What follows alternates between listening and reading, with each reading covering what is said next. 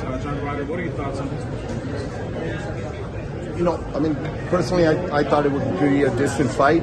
I thought it broke him down round by round, but we got to give hats off to John Ryder. I mean, he didn't come to survive. After a few rounds, he could have. Nobody would have criticized him if he doesn't come out. If he's, you know, they stopped the fight. Like Eddie said earlier, he was competitive. He was trying. He didn't just try to finish the fight, but he was trying to win it, or all the way through the end. So hats off to him. As far as Canelo, I think, yeah, he tried to get the knockout to give the fans something that they wanted, a knockout. But again, John Ryder's physically the bigger man. Saul's coming from a smaller weight class. A lot of people didn't give John Ryder like he was a threat. They didn't give him credit. But the guy was dangerous. Nothing to lose, everything to gain. Came up the hard way. Nothing was given to him, so he came to win. John Ryder just said, you know, Canelo's kind of slow. What do you make of those statements that maybe Canelo's already downhill? I don't think it's that he's past his prime. He's fighting in a weight class that's not his. He's fighting bigger men, and he's winning based on talent. But it's not that he's past his prime.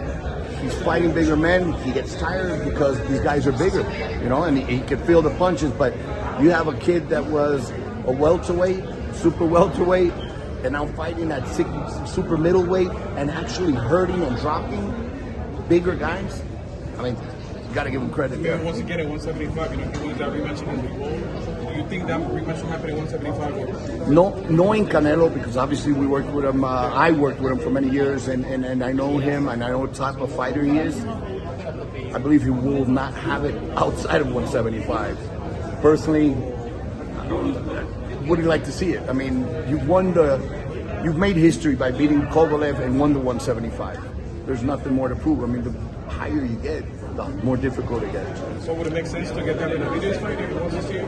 You know who I'd love? I'd love that Charlo fight, or do a Charlo Benavides and the winner gets Canelo. I mean, it's like you get the best of those both worlds. You get this guy a semifinal, and then the winner gets the finalist.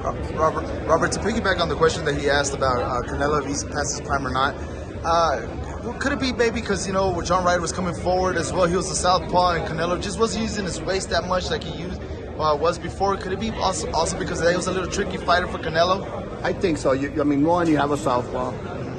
Two, you have, again, a physically bigger man, a guy that was not going to take a step back.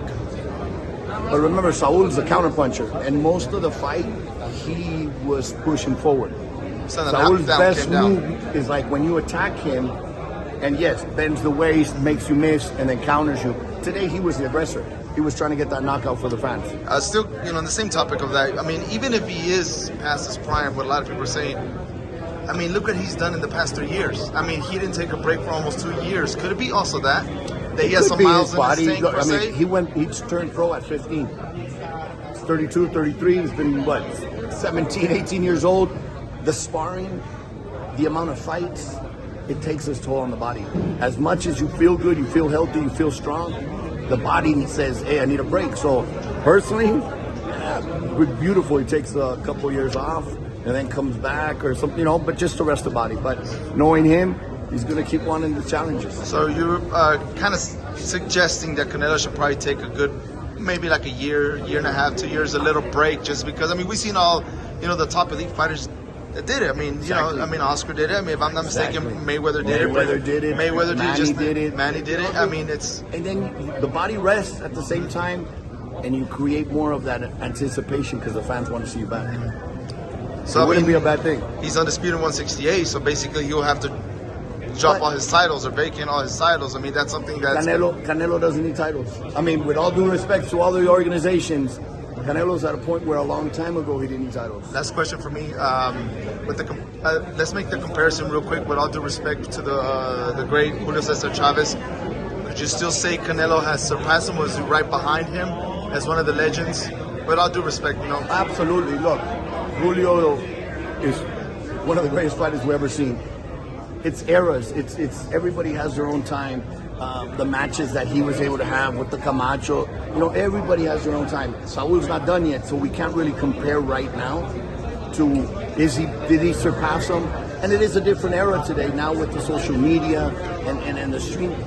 He's become a bigger star, but his career is not over yet. So we got to compare it once they're both done. First, and lastly, love the outfit. Thank you. Always Appreciate looking fresh. I gotta tell you that. Always looking fresh. I love the outfit. Appreciate it. Enjoy the rest of your night. Thank you so Likewise, much. enjoy Thank some you. tequila. Thank you so much for watching this video, and make sure to subscribe for more videos of your favorite fighters over here on Fight Up TV, and give us a follow online as well at Fight Up TV on Twitter and on Instagram. We appreciate it, guys.